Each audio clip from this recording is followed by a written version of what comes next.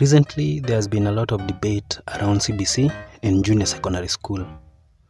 The elephant in the room being, where should junior secondary school be domiciled? Worry no more, an answer has been found. A very smart solution to this quagmire. Immediately after William Ruto took over the powers as president in September 2022, he scrambled together a group of education professionals, 49 in number. 49. Their main task being streamline CBC ASAP. Less than 3 months later, the committee brought in their preliminary solutions, one of them being the question of JSS. They recommended that JSS be domiciled within the current primary schools. Simple. So parents, no new school uniforms yet, no hunting down for the best secondary schools. Go enjoy the holidays. Unless your current school wishes to mint money out of you in the name of unique uniforms for JSS. Possible.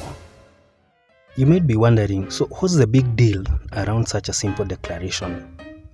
Well, the previous government wanted 10-year-olds to join secondary schools.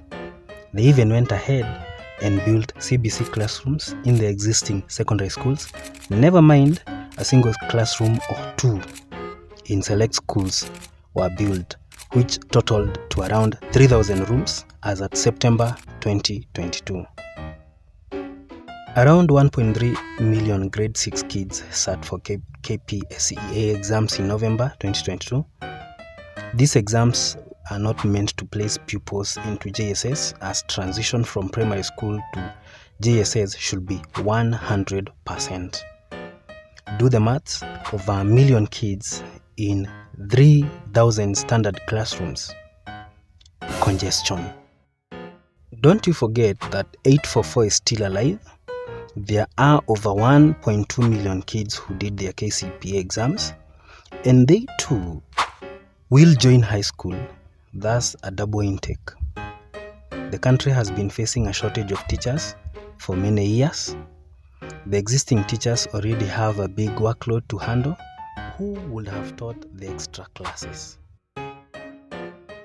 Let's go back to the issue of age.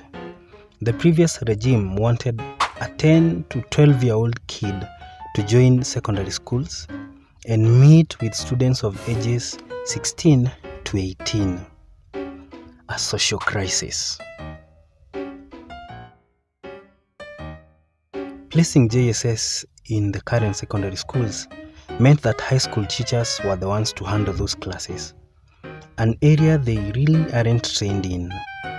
Have you ever tried handling a 10-year-old kid? Current high school teachers are just subject specialists. Nurturing isn't their front. Kids of ages 10 to 14 require serious nurturing. Teaching in primary school is more of parenting than just mainstream teaching. This is where you mold a human being. Teachers can understand.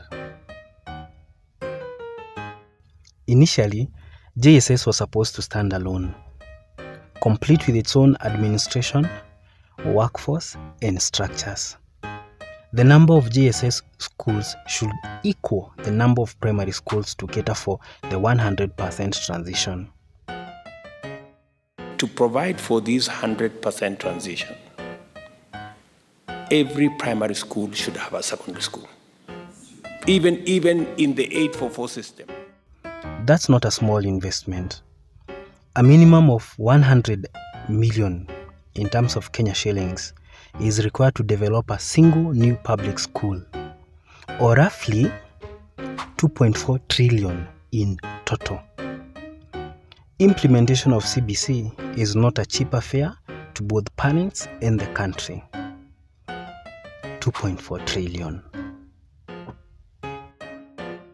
So one is left wondering, Class 8 and Class 7 pupils will leave behind a minimum of 2 classrooms at their current primary schools when 844 comes to an end in 2023. Who was to occupy those rooms?